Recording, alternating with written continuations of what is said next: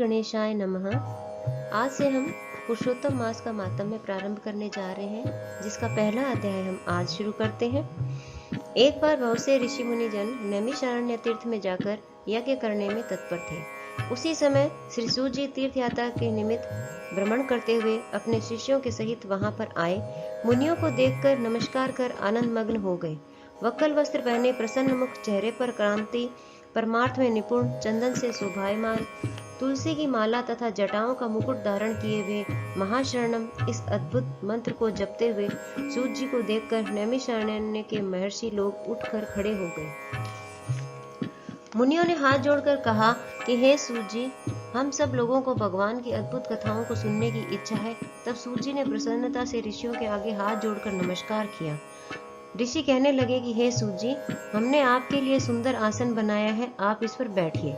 आप बड़े भाग्यवान हैं, आपने गुरु की कृपा से भगवान के रहस्यों का वर्णन करने की शक्ति प्राप्त की है।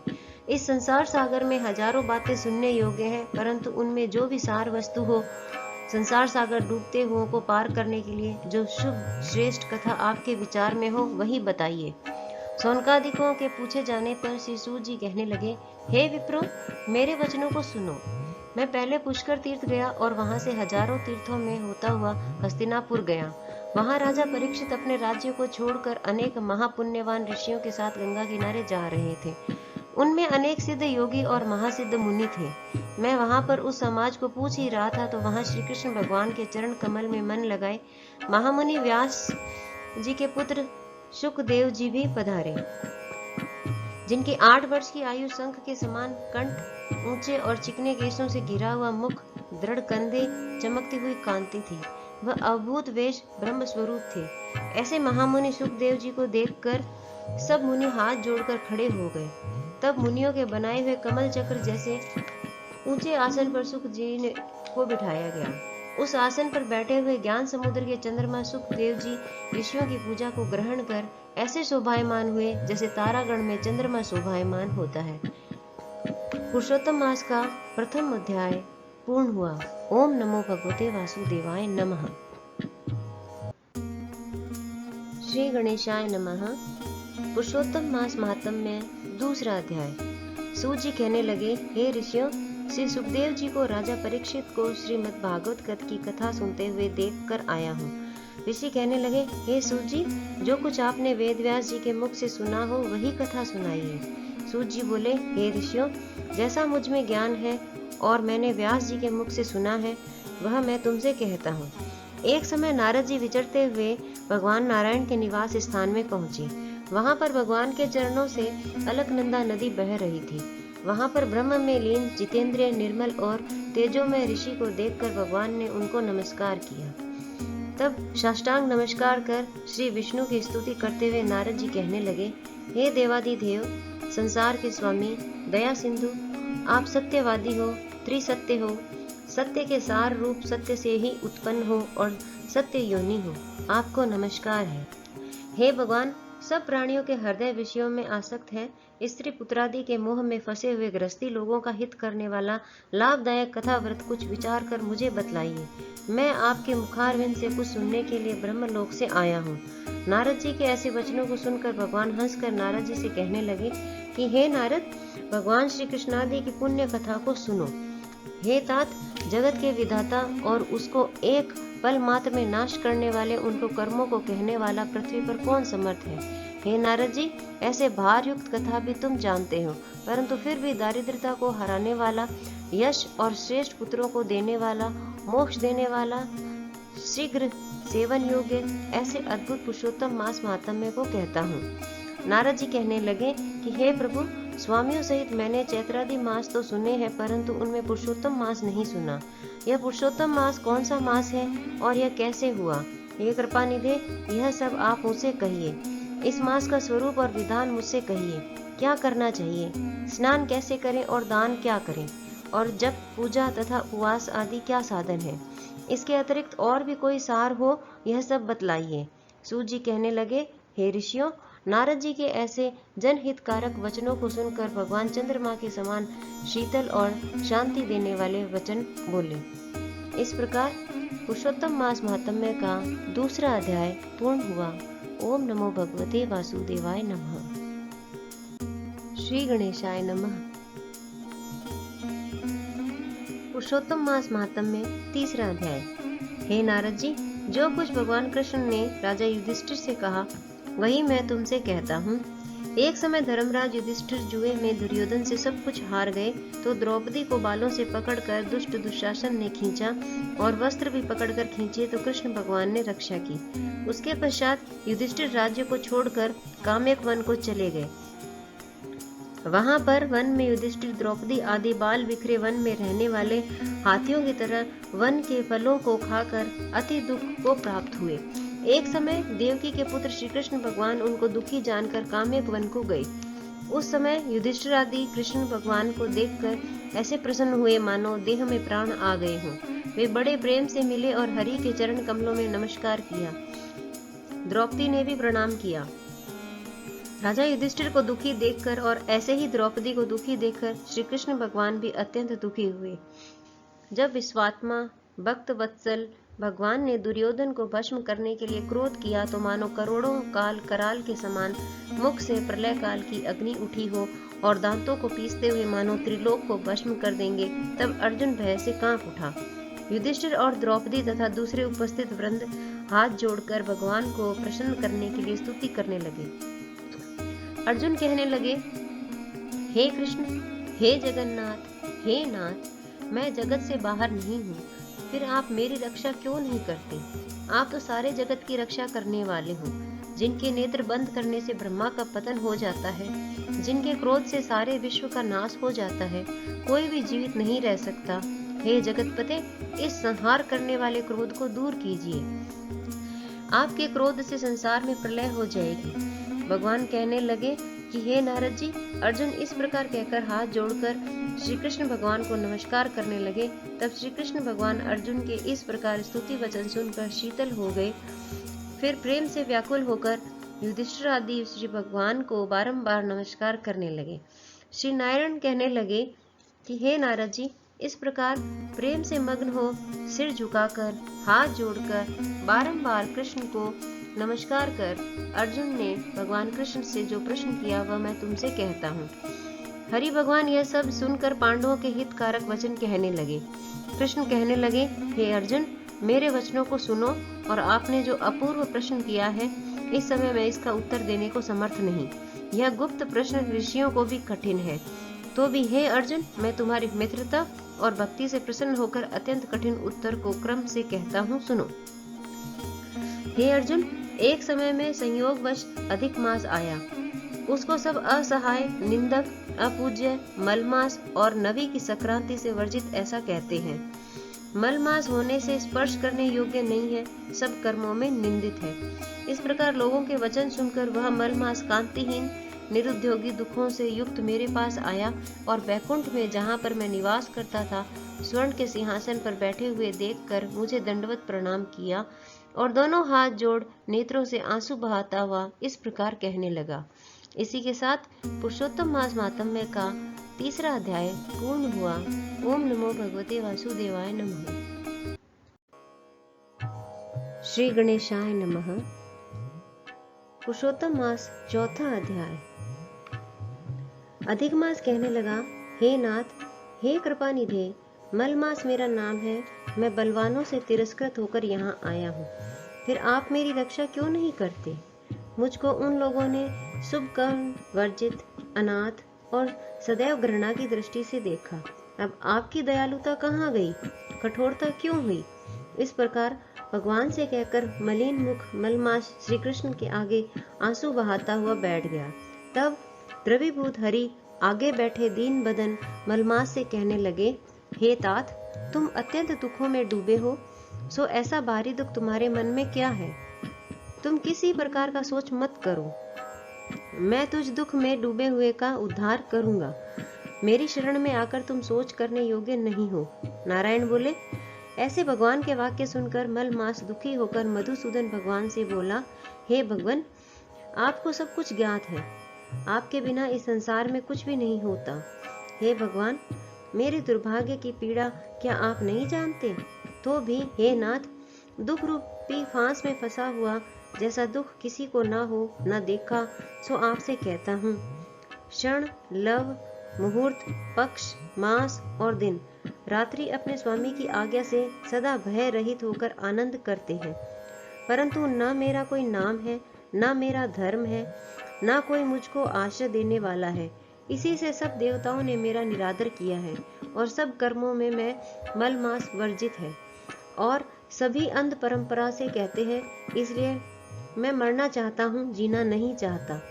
हे नारद जी, मैं मरूंगा, मैं मरूंगा, मैं मरूंगा, इस प्रकार बारंबार कह के मल मास शांत हो गया। इसी के साथ पुरुषोत्तम मास महात्म्य चौथा अध्याय पूर्ण हुआ। ओम नमो भगवते वासुदेवाय नमः। श्री गणेशाय नमः। पुरुषोत्तम मास महात्म्य पांचवा अध्याय। नारद जी श्री नारायण से कहने लगे, हे महाभाग, चरणों में पड़े हुए अधिक मास को भगवान ने क्या कहा? भगवान बोले, निष्पाप नारद, जो हरि ने कहा सो मैं तुमसे कहता हूँ, सुनो। हे मुनि श्रेष्ठ, कृष्ण भगवान के नेत्रों से संकेत पाकर गरुड़ मूर्छित हुए मलमास को अपने पंखों से हवा करने लगे। तब मलमास उठकर बोला, हे नाथ, मुझको यह अच्छा नहीं लगता। हे जगतपते, मुझ शरणागत को क्यों त्यागते हो? रक्षा करो। इस प्रकार कांपते हुए और बारंबार कहते हुए मलमास से भगवान कहने लगे, हे वत्स, हे पुरुषोत्तम, मुझको तेरा दुख नहीं देखा जाता। तू सोच मत कर। उन योगियों को भी दुर्लभ ऐसे गोलोक में मेरे साथ चल, जहाँ गोपी गणी के बीच में बैठे हुए दो भुजा वाले, मुरली हाथ में लिए, नवीन मेघ के समान श्याम रंग कमल सदस्य नयन वाले ईश्वर श्री कृष्ण भगवान रहते हैं। श्री कृष्ण भगवान गोलोक में तेरे दुख को दूर करेंगे। चलो वहां पर चलते हैं। श्री नारायण कहने लगे कि इतना कहकर हरि भगवान मलमास का हाथ पकड़कर गोलोक को ले चले। इसी के साथ पुरुषोत्तम मास महात्म्य पांचवा अध्याय पूर्ण हुआ। ओम नमो भगवते वासुदेवाय नमः। श्री गणेशाय नमः। पुरुषोत्तम मास महात्म्य छठा अध्याय। नारद जी बोले, हे पाप रहित, विष्णु भगवान ने गोलोक में जाकर क्या किया, सो कृपा करके मुझसे कहिए। श्री नारायण कहने लगे, हे नारद, श्री विष्णु भगवान अधिक मास सहित गोलोक में गए तो वहां क्या हुआ, सो मैं तुमको सुनाता हूँ। गोलोक में मणियों के खंभों से सुशोभित भगवत धाम, जिसमें मनोहर ज्योति स्थान दवानल के समान विष्णु भगवान ने दूर से ही देखा। उस देश से नेत्र मुंद गए। फिर अधिक मास को भगवान पीछे करके कुछ थोड़े से नेत्र खोलकर धीरे धीरे आगे बढ़े। जब उस स्थान के पास पहुंचे तो अधिक मास सहित विष्णु बड़े प्रसन्न हुए। द्वारपाल ने इनको नमस्कार किया। रत्नों के सिंहासन पर गोपियों के बीच में बैठे हुए श्री कृष्ण को रमानाथ श्री विष्णु जी ने नमस्कार किया। फिर विष्णु ने कांपते हुए मलमास को श्री कृष्ण के चरणों में डाल दिया। तब श्री कृष्ण भगवान कहने लगे कि यह कौन है और इस गोलोक में किस लिए रोता है? क्या इसका दुख कोई नहीं दूर कर सकता? श्री नारायण कहने लगे कि हे नारद, गोलोक के नाथ के वचनों को सुनकर नारायण भगवान ने आसन से उठकर आदि से अंत तक मलमास का सब वृतांत सुनाया। इस प्रकार दुख रूपी जला हुआ यह मरने को तैयार हुआ। तब दूसरे दयालु पुरुषों से प्रेरित किया गया वह मेरे पास आया। हे ऋषिकेश, मेरी शरण में आकर दुख जाल से गिरा हुआ, बारंबार रोता हुआ और कांपता हुआ यह सब कहने लगा, इसके महादुख को आपके बिना कोई निवारण नहीं कर सकता। इसलिए इस स्वामी रहित को हाथ पकड़कर मैं आपके पास लाया हूँ। इस प्रकार श्री विष्णु भगवान कह के हाथ जोड़कर श्री कृष्ण भगवान के आगे खड़े हो गए। इतनी कथा सुन सौनकादि ऋषि कहने लगे, हे सूजी, विष्णु और श्री कृष्ण का संवाद सब लोगों के लिए उपकार करने वाला है। गोलोकवासी श्री कृष्ण ने क्या कहा और क्या किया, सो विस्तार पूर्वक कहिए। इसी के साथ पुरुषोत्तम महात्म्य का छठा अध्याय पूर्ण हुआ। ओम नमो भगवते वासुदेवाय नमः। श्री गणेशाय नमः। पुरुषोत्तम मास महात्म्य सातवां अध्याय। सूत जी कहने लगे कि हे ऋषियों, जब विष्णु भगवान मलमास का अपार दुख कहकर चुपचाप आसन पर बैठ गए तो श्री कृष्ण ने विष्णु को जो गुप्त वचन कहे वह मैं तुमसे कहता हूँ। श्री पुरुषोत्तम बोले, हे विष्णु, आपने बहुत अच्छा किया जो मलमास का हाथ पकड़कर यहाँ पर ले आए। इस लोक में महान कीर्ति पाओगे। जिसको तुमने स्वीकार किया उसको मैंने भी स्वीकार कर लिया। इसको मैं अपने समान ही करूंगा। गुण, कीर्ति, ऐश्वर्य, पराक्रम, भक्तों को वरदान, मेरे समान सभी गुण इसमें होंगे। जैसे मैं लोक में प्रसिद्ध हूँ, वैसे ही यह भी पुरुषोत्तम नाम से विख्यात होगा। जो गुण मुझ में है वही मैंने इसको दिए। हे जनार्दन, तुम्हारी प्रसन्नता के लिए मैंने अपने सभी गुण इसको दे दिए। यह पुरुषोत्तम के नाम से जगत में विख्यात होगा और मेरे समान होकर सब मासों का स्वामी होगा।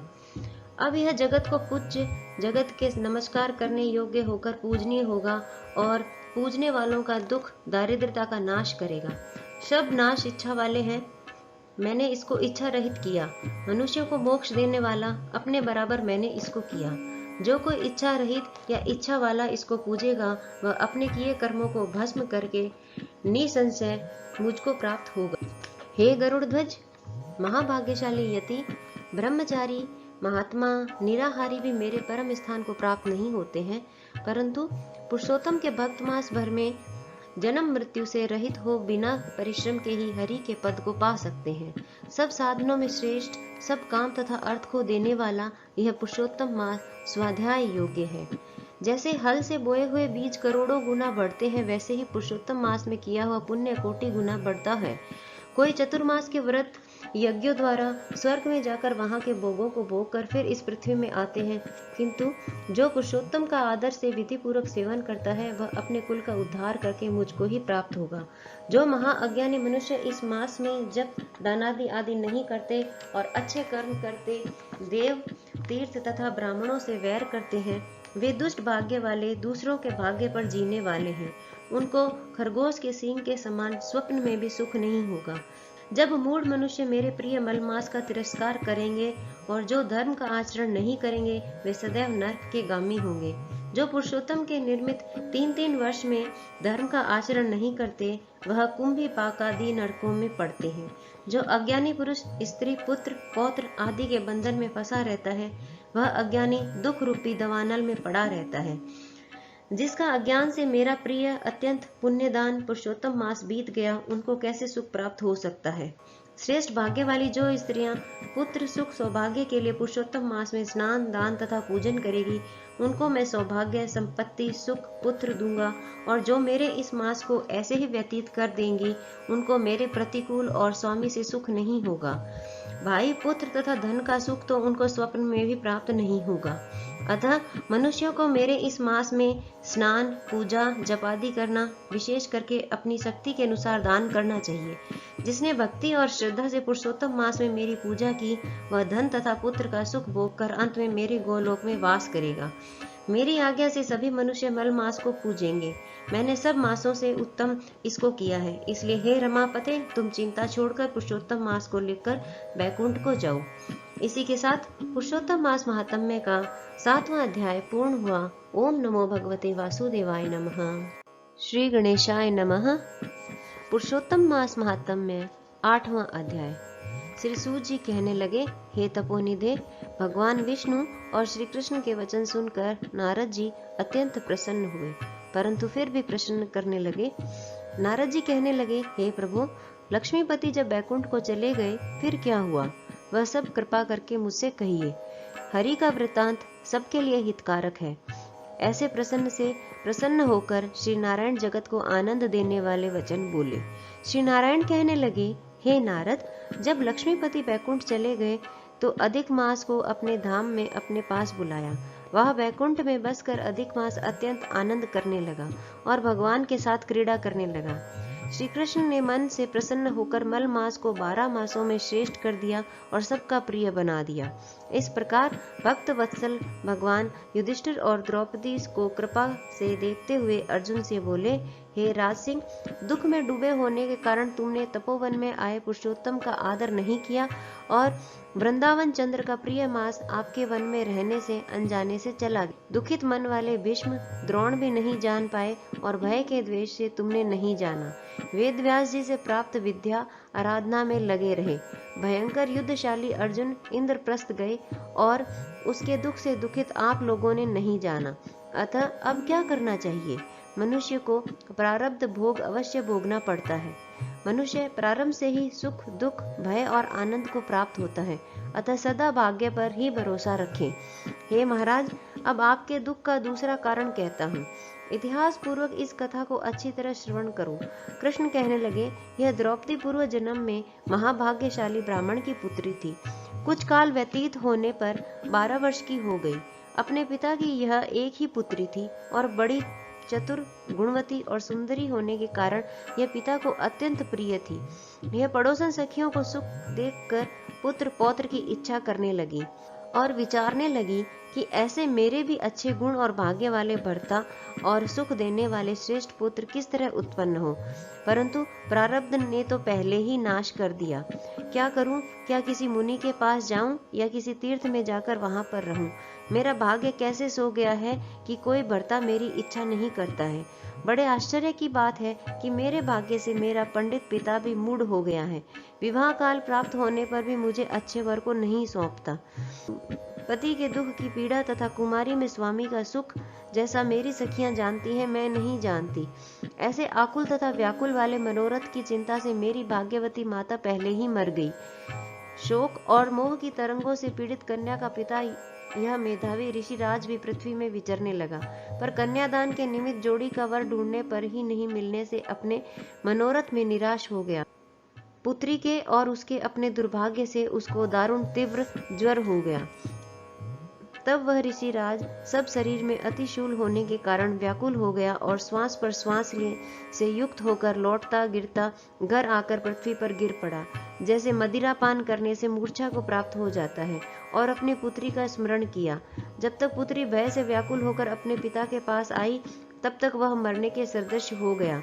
देवयोग से अकस्मात कांपता हुआ और कन्यादान के प्रसंग से उठे हुए महोत्सव से रहित और पूर्व काल के लिए गृहस्थी धर्मों से रहित होकर संसार की वासना को छोड़कर हरि में मन को लगाता वह मेधावी ऋषिराज श्री हरि पुरुषोत्तम को स्मरण करने लगा। हे श्री कृष्ण, हे गोविंद, हे हरे, हे मुरारे, हे राधेश, हे दामोदर, हे दीनानाथ, हे ऋषिकेश्वर, आपको नमस्कार करता हूँ। आप मेरी इस संसार रूपी समुद्र से रक्षा करिए। इस प्रकार मुनि के वचन सुनकर बहुत जल्दी भगवान के पार्षद मरे हुए मुनि के जीवात्मा को लेकर भगवान के बैकुंठ धाम को चले गए, और वह पुत्री पिता का मरण सुनकर हाय हाय कर रोती और पिता की देह को गोदी में लेकर विलाप करने लगी। अत्यंत दुखी होकर दारुण विलाप करती हुई मानो उसका पिता जीवित हो, अत्यंत व्याकुल होकर कहने लगी, हाय पिता, मुझको किसके सहारे छोड़कर विष्णु लोक में चले गए। हे तात, बिना पिता के किसके पास रहूंगी? ना मेरे भाई है, ना कोई कुटुंबी। मेरी तपस्विनी माता भी नहीं है जो मेरे भोजन तथा वस्त्रों की चिंता करती। अब इस दिशा में मैं भी मर जाऊंगी, जीने से अब क्या काम है। उसे इस प्रकार बारंबार रोते और विलाप करते हुए सुनकर उस वन के रहने वाले ब्राह्मण सोचने लगे कि अत्यंत करुणा भरेश्वर से इस तपोवन में कौन रोता है। फिर तपस्वी मेधावी ऋषि की पुत्री का रोना निश्चय करके वहां पहुंचे, और वहां पुत्री की गोद में मरे हुए मुनि को देखकर वन में रहने वाले ऋषि मुनि भी रोने लगे, और पुत्री की गोद से मेधावी ऋषि की लाश को लेकर शमशान घाट में ले जाकर अंत्येष्टि विधि से चारों तरफ काष्ठ लगाकर जला दिया, और कन्या को समझाकर सब अपने अपने घरों को चले गए। और कन्या ने धैर्य धारण कर यथाशक्ति खर्च करके अपने पिता की और्ध्वदेही क्रिया की। इसी प्रकार पुरुषोत्तम मास महात्म्य का 8वां अध्याय पूरा हुआ। ओम नमो भगवते वासुदेवाय नमः। श्री गणेशाय नमः। पुरुषोत्तम मास महात्म्य 9वां अध्याय। सूत जी कहने लगे कि इसके बाद नारद जी विस्मय युक्त हो मेधावी ऋषि की कन्या का वृतांत पूछने लगे। नारद जी ने पूछा, हे प्रभु, फिर उस ऋषि कन्या ने वन में क्या किया? क्या किसी ऋषि ने उसके साथ विवाह किया? नारायण कहने लगे, इस कन्या ने दुख के साथ अपने पिता का स्मरण करते हुए वहां आश्रम में रहकर कुछ काल व्यतीत किया। भाग्यवश एक दिन उस वन में अपनी इच्छा से विचरण करते महाकोप वाले दुर्वासा ऋषि आ गए। आश्रम में मुनि को आता हुआ देखकर शोक सागर में डूबी हुई उस कुमारी ने उठकर धीरज धारण करके मुनि के चरणों में नमस्कार किया। नमस्कार करके मुनि को अपने आश्रम में लाई। अर्ध्व, पाद्य और वन के नाना प्रकार के फलों से आदर करके मुनि का पूजन किया। फिर मुनि कन्या आदर से कहने लगी, हे मुने, आपको नमस्कार है। मुझ दुर्भागिनी के आश्रम में आपके कैसे आना हुआ?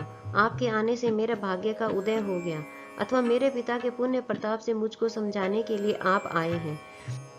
आप जैसे महात्माओं के तीर्थ रूपी पांवों के रजकण को स्पर्श का मेरा जन्म सफल हो गया, जो आप जैसे महात्माओं का मुझको दर्शन हुआ। इस प्रकार कहकर यह बाला उनके आगे चुपचाप होकर बैठ गई।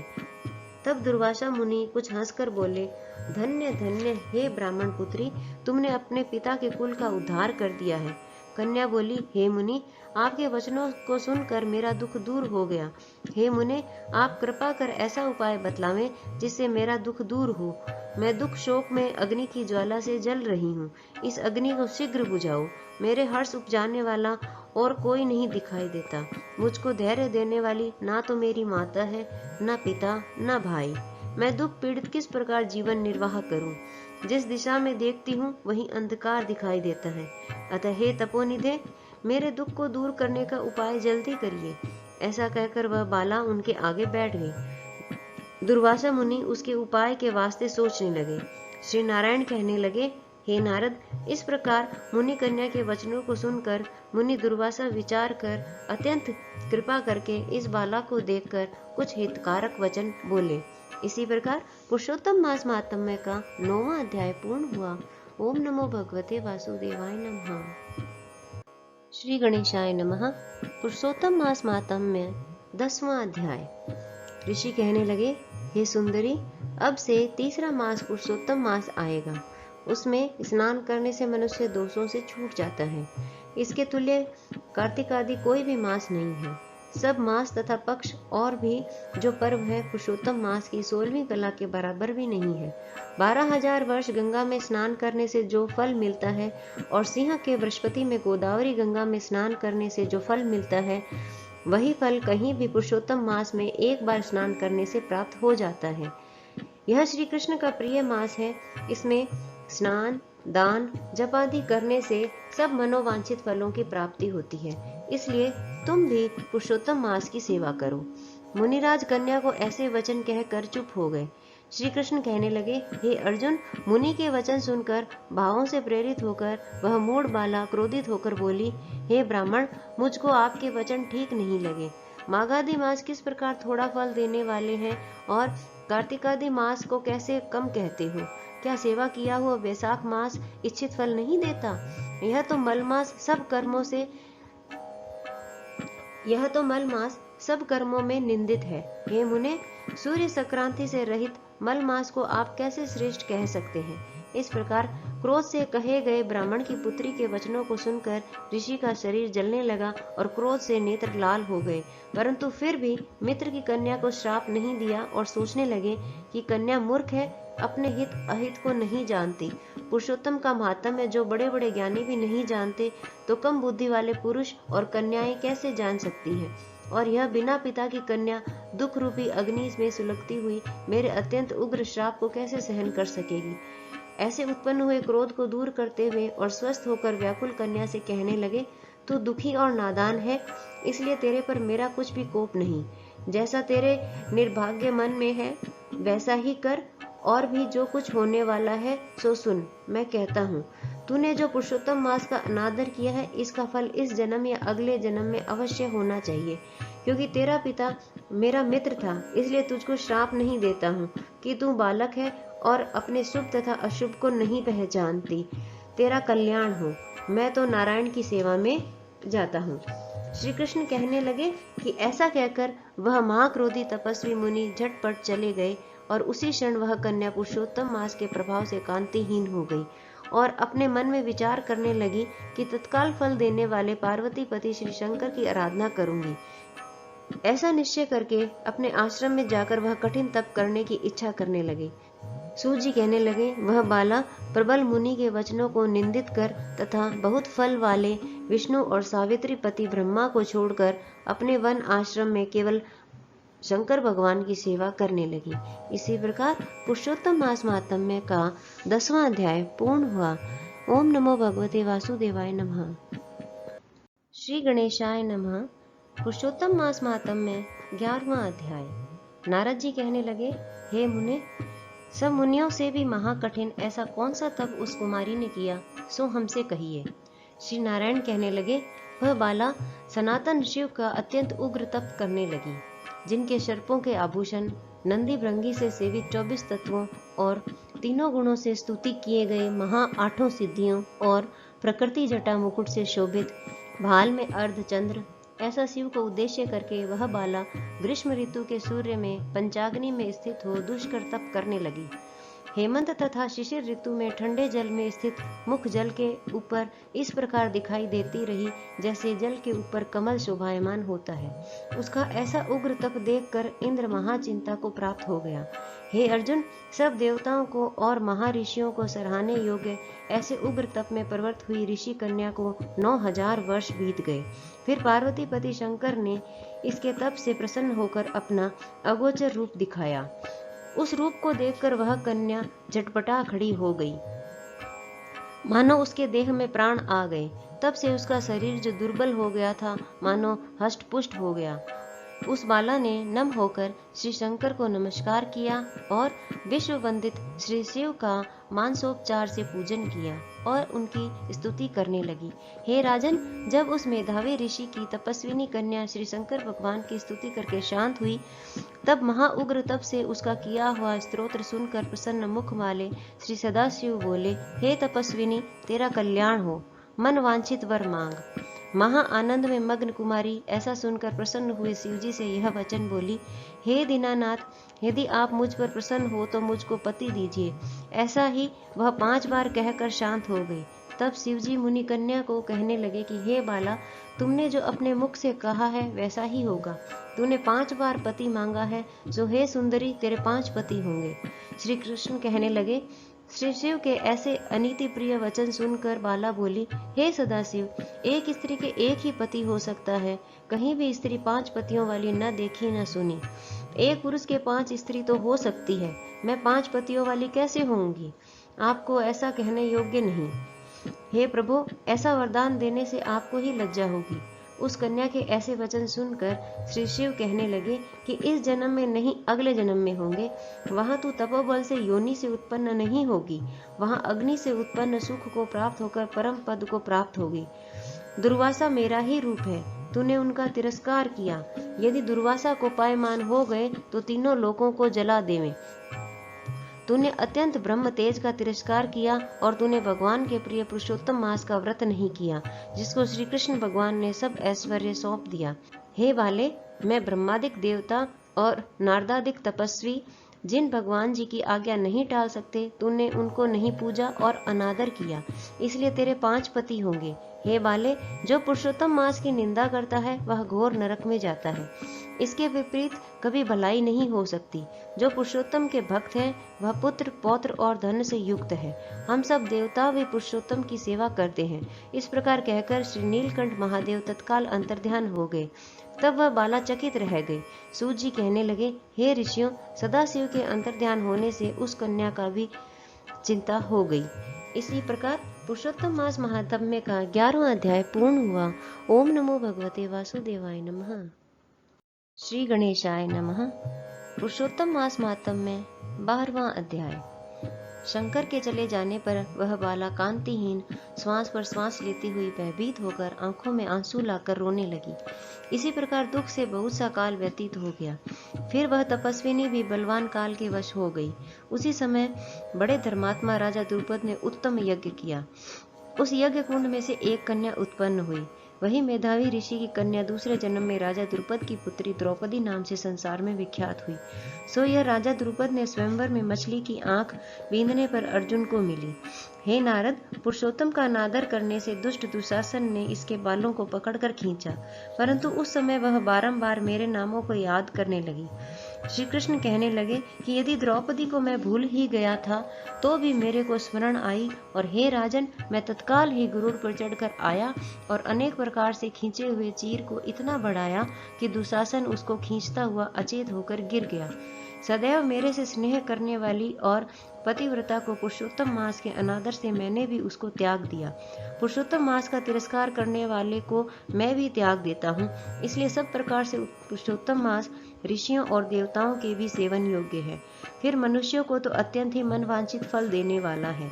इसलिए आने वाले पुरुषोत्तम मास की आराधना करो। 14 वर्ष पूरे हुए, अब सब कुछ अच्छा ही होगा। श्री नारायण कहने लगे।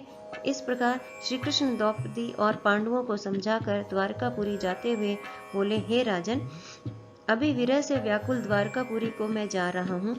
ऐसे कहने पर भगवान प्रेम में मग्न हो पांडु पुत्रों को धीरे धीरे लौटाकर द्वारकापुरी चले गए। श्री नारायण बोले, श्री द्वारकानाथ के द्वारिका जाने पर युधिष्ठिर अपने भाइयों सहित तप करते हुए तीर्थों में विचरने लगे। हे नारद, श्री भगवान के प्रिय पुरुषोत्तम मास को मन में धारण कर और श्री कृष्ण का वचन स्मरण कर अपने भाइयों और द्रौपदी से बोले, अहो, आप सबने पुरुषोत्तम का महात्म्य सुना है। पुरुषोत्तम को बिना पूजे कोई कैसे सुखी रह सकता है। इस लोक में वही पूज्य, वही धन्य और वही श्रेष्ठ है जो अनेक प्रकार से भगवान पुरुषोत्तम की पूजा करता है।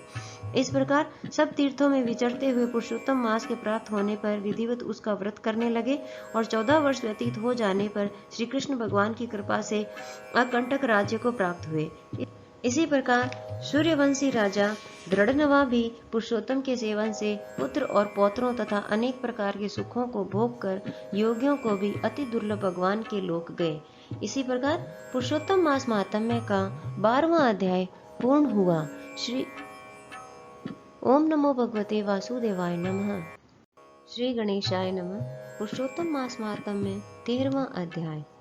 ऋषि कहने लगे कि सूत जी, राजा दृढ़नवा को पुरुषोत्तम के सेवन से राज्य, पुत्र, पौत्र और पतिव्रता स्त्री कैसे मिली और योगियों को अति दुर्लभ भगवान का लोक कैसे प्राप्त हुआ, इसलिए आप विस्तार से इस इतिहास को कहिए।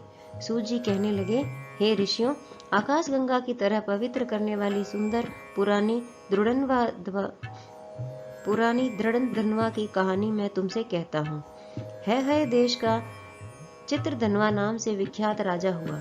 उसका पुत्र महातेजस्वी, सब गुणों से युक्त, सत्य बोलने वाला, धार्मिक दृढ़धनवा नाम से विख्यात हुआ। वह दृढ़धनवा अंगों सहित चारों वेदों को पढ़कर विधि पूर्वक गुरुजी की पूजा कर दक्षिणा देकर पिता के नगर को गया। अपने नगर के रहने वालों को नेत्रों का आनंद उत्पन्न करते हुए उसने अपने पिता चित्रधनवा को प्रसन्न किया। अब राजा चित्रधनवा अपने मन में विचार करने लगे कि स्त्री, घर, पुत्रादि छोड़कर मुझको भी वन में जाकर हरि का भजन करना चाहिए। ऐसा मन में विचार कर समर्थ राजा दृढ़धनवा को सब राजपाट सौंप कर विरक्त होकर पुलह ऋषि के आश्रम को चला गया। वहां जाकर तप करने लगा। कितने ही काल तक तप करके चित्रधनवा हरि के धाम को चला गया। दृढ़धनवा ने जब अपने पिता की मृत्यु को सुना तब अपने पिता की और्ध्वदेहिक क्रिया की, फिर नगर में राज्य करने लगा। दृढ़धनवा की गुण सुंदरी नाम की स्त्री थी। उसके 4 पुत्र हुए और चारुमती नाम की एक कन्या उत्पन्न हुई। उसके पुत्र चित्रवाक, चित्रवाह, मणिमान और चित्रकुंडल नामों से विख्यात हुए। श्री नारायण कहने लगे कि एक समय सोते हुए उस राजा के मन में यह विचार उत्पन्न हुआ कि मेरा यह सब वैभव किस पुण्य के प्रभाव से हुआ। न मैंने कोई तप किया, न दान दिया, न कुछ हवन किया। अपने इस भाग्य का कारण किससे पूछूं? राजा कि इसी विचार में सारी रात्रि व्यतीत हो गई। प्रातः ब्रह्म मुहूर्त में उठकर यथाविधि स्नानादि करके खड़ा होकर उदय होते हुए सूर्य को अर्घ्य देकर, ब्राह्मणों को दानादि देकर और नमस्कार करके वह राजा घोड़े पर चढ़कर तत्काल शिकार के लिए वन में गया। वहां उसने शिकार किया। उसी वन में राजा दृढ़धनवा के बाण से घायल होकर एक मृग दूसरे वन में भाग गया। घायल मृग के शरीर से गिरते हुए रुधिर के निशानों से राजा दृढ़धनवा भी उसके पीछे पीछे गया, पर थोड़ी देर में मृग राजा की निगाह से ओझल होकर कहीं छिप गया। राजा ने व्याकुल होकर फिरते फिरते सागर के समान एक सरोवर को देखा। वहां पर तत्काल जाकर उसने पानी पिया। वहीं उसने अत्यंत घनी छाया वाला वट का वृक्ष देखा। उसकी जटा में घोड़े को बांधकर राजा वहां बैठ गया। वहां पर वाणी बोलता हुआ एक तोता आया। राजा को अकेले बैठा हुआ देखकर वह शुक बार बार एक ही श्लोक बोलता रहा, तू पृथ्वी में अत्यंत सुख को देखकर सार वस्तु को नहीं विचारता तो कैसे पार पहुंचेगा। ऐसे उसके इन रहस्यपूर्ण वचनों को सुनकर राजा को यही सोच हुआ कि बारंबार यह शुक ऐसे वचन क्यों कहता है। क्या यह सुखदेव जी हैं? मुझ मूढ़ को संसार सागर में डूबे हुए देखकर मुझको श्री कृष्ण का भक्त समझकर मुझ पर कृपा करके उद्धार करने को आए हैं। वह इसी विचार में था कि पीछे से उसकी सेना आ गई। वह तोता तो राजा को उपदेश देकर अंतर्ध्यान हो गया और राजा अपने नगर में सुख के वाक्यों को स्मरण करता रहा। इसी प्रकार पुरुषोत्तम मास का 13वां अध्याय पूर्ण हुआ। ओम नमो भगवते वासुदेवाय नमः। श्री गणेशाय नमः। पुरुषोत्तम मास महात्म्य 14वां अध्याय। श्री नारायण बोले, राजा इसी प्रकार चिंताग्रस्त रहता था कि एक समय वाल्मीकि ऋषि उसके यहाँ आए। राजा ने जल्दी से उठकर भक्ति सहित उनके चरणों में नमस्कार किया।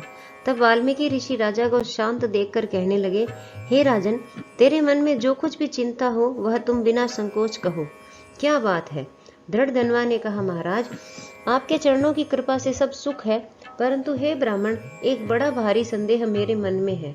सो उस वन के तोते के मुख से लगे हुए शूल को आप दूर करिए। वाल्मीकि ऋषि राजा के यह वचन सुनकर बोले, हे राजन, पूर्व जन्म में तुम द्रविड़ देश में ब्राह्मण के घर में ताम्रपर्णी के किनारे उत्पन्न हुए थे। सुदेव तुम्हारा नाम था। तुम धार्मिक, सत्यवादी, जितना मिले उतने में संतुष्ट रहने वाले थे। तुम्हारी स्त्री उत्तम गुणों वाली गौतम ऋषि की पुत्री गौतमी नाम से विख्यात थी। गृहस्थाश्रम के धर्म में चलने वाले सुदेव को कितना ही काल व्यतीत हो गया, परंतु उनके संतति नहीं हुई। एक दिन आसन पर बैठा हुआ अपनी स्त्री से सेवा कराता हुआ थका हुआ वह ब्राह्मण कहने लगा, हे सुंदरी, संसार में पुत्र से परे कोई सुख नहीं, क्योंकि तपदान से उत्पन्न पुत्र परलोक में सुख देते हैं।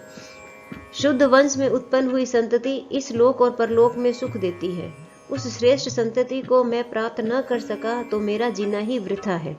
मैंने उसे वेदाध्ययन नहीं कराया, न उसका विवाह आदि किया, अतः मेरा जन्म वृथा है।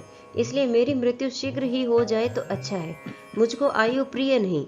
इस प्रकार अपने पति के वचनों को सुनकर उस सुंदरी के मन में अत्यंत दुख हुआ और बोली, हे प्राणेश्वर, ऐसे तुच्छ वाक्य मत कहो।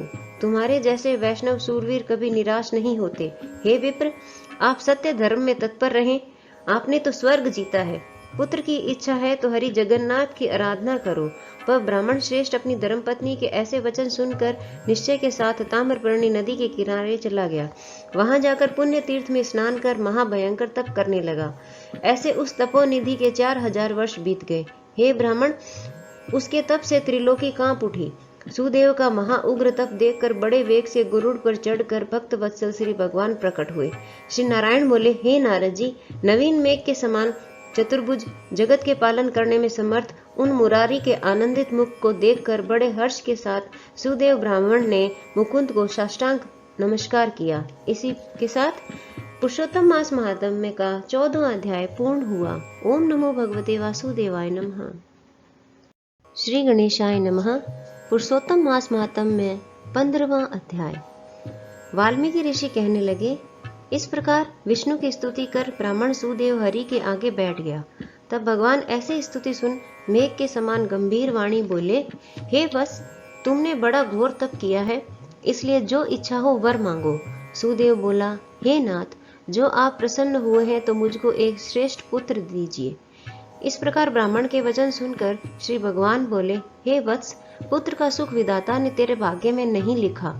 मैंने तेरे भागपट के सब अक्षर देखे हैं, परंतु उनमें 7 जन्मों में भी तुझे बेटे का सुख नहीं है।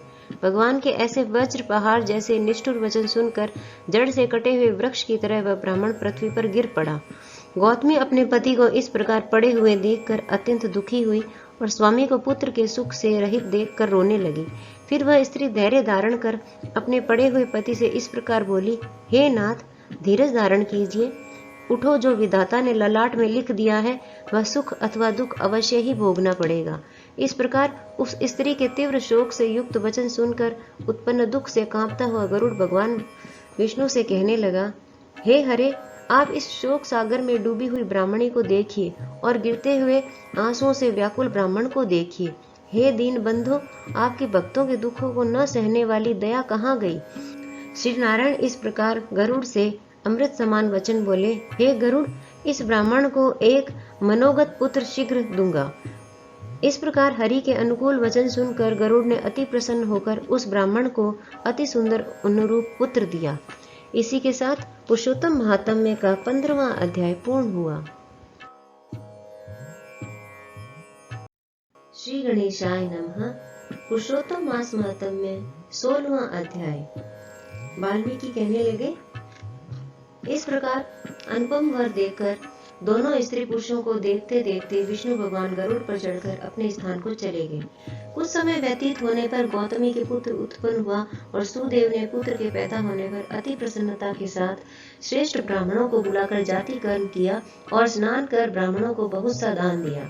पिता के मनोरथ के साथ माता के मन को आनंद देने वाला वह पुत्र शुक्ल पक्ष के चंद्रमा के समान बढ़ने लगा। तब पिता ने पुत्र का यज्ञोपवीत संस्कार कराकर गायत्री मंत्र का उपदेश दिया और वह पुत्र ब्रह्मचर्य व्रत का पालन करने लगा। वाल्मीकि ऋषि कहने लगे, एक समय करोड़ों सूर्य के समान कांति वाले देवल ऋषि वहां पर आए। उनको देखकर सुदेव ने उनके लिए आसन बिछाया। उस आसन पर देवल मुनि बैठकर बोले, हे सुदेव, लक्षणों से युक्त यह तुम्हारा पुत्र महाभाग्यवान है, परंतु इसमें एक ही दोष है जिससे इसको सब गुण वृथा हो जाते हैं। हे सुदेव, तेरा यह पुत्र 12वें वर्ष में जल में डूबकर मर जाएगा, जिससे तुम मन में सोच नहीं करना। अवश्य होने वाला हो तो होगा ही, इसमें कोई संशय नहीं, इसका कोई उपाय नहीं। वाल्मीकि जी कहने लगे, देवल ऋषि के वचन सुनकर सुदेव शर्मा पृथ्वी पर गिर पड़े और देवल मुनि इतना कहकर ब्रह्मलोक को चले गए।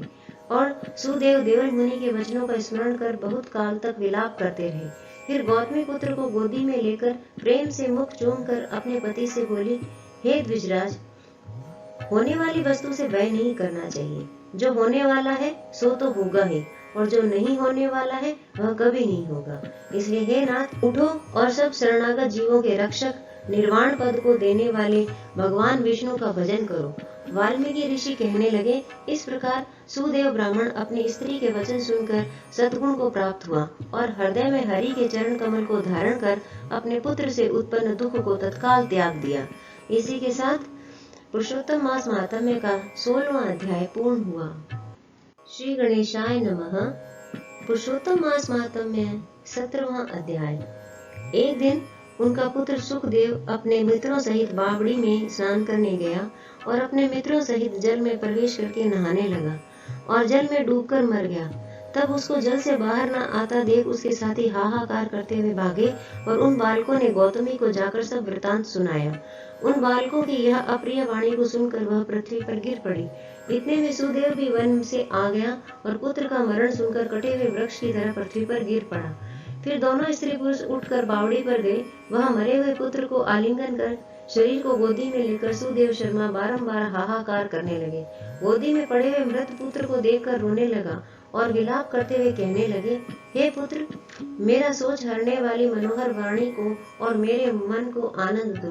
तुम अपने वृद्ध माता पिता को छोड़कर जाने के योग्य नहीं हो। हे वत्स, तुम्हारे श्रेष्ठ मित्र वेद पढ़ने के लिए बुला रहे हैं, तुम्हारा उपाध्याय पढ़ने के लिए बुला रहा है। तुम इस समय क्यों सो रहे हो? मैं तुम्हारे बिना नहीं जीऊंगा, न ही घर जाऊंगा। अब मेरा वन में भी क्या काम है? ऐसा कहते भगवान के नाम का उच्चारण करने लगा। इसी के साथ पुरुषोत्तम महात्म्य का 17वां अध्याय पूर्ण हुआ। ओम नमो भगवते वासुदेवाय नमः। श्री गणेशाय नमः। पुरुषोत्तम मास महात्म्य 18वां अध्याय। इस प्रकार उस ब्राह्मण के विलाप को सुनकर दसों दिशाओं में गरजता हुआ मेघ बादल आया। उस मेघ से पर्वतों को कांपायमान करता हुआ, तीक्ष्ण स्पर्श करता हुआ बड़े वेग से वायु चलने लगी और अत्यंत जोर से वहां बिजली चमकने लगी और मेघ शब्द से चारों दिशाएं पूरित हो गई। इस प्रकार 1 मास तक ऐसा जल बरसा कि सारी पृथ्वी जल से भर गई। परंतु पुत्र शोक की अग्नि से तपे हुए उस ब्राह्मण को कुछ भी मालूम न हुआ।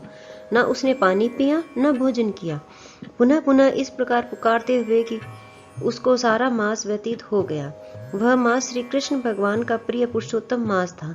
सो अनजाने में ही उस ब्राह्मण से पुरुषोत्तम मास की सेवा हो गई, जिससे अत्यंत प्रसन्न होकर श्री कृष्ण भगवान प्रकट हो गए। उस समय मेघ बरसना बंद हो गया। फिर उस ब्राह्मण ने श्री कृष्ण भगवान को देखकर शीघ्र पुत्र को पृथ्वी पर रखकर स्त्री सहित श्री कृष्ण भगवान को दंडवत नमस्कार किया और हाथ जोड़कर श्री कृष्ण भगवान के आगे बैठ गया। अनजाने में पुरुषोत्तम मास के सेवन से प्रसन्न होकर भगवान अमृत वाणी से बोले, हे सुदेव, तुम धन्य हो और अत्यंत भाग्यवान हो। जो कुछ होने वाला है सो सुनो। मैं कहता हूँ, हे ब्राह्मण, तेरे इस पुत्र की 12,000 वर्ष की आयु होगी। हे द्विजोत्तम, यह तेरे को सुख देने वाला होगा, इसमें कोई संदेह नहीं है। मैंने प्रसन्न होकर तुझको पुत्र दिया। नारायण कहने लगे, हे नारद, भगवान के इतना कहने पर वह ब्राह्मण पुत्र जीवित होकर उठ बैठा और ब्राह्मण और उसकी स्त्री दोनों ही पुत्र को देखकर महा आनंदित हुए और देवता भी पुष्पों की वर्षा करने लगे। सुखदेव ने उन दोनों माता पिता तथा श्री हरि को नमस्कार किया और गरुड़ भी पुत्र सहित ब्राह्मणों को देखकर अत्यंत प्रसन्न हुआ।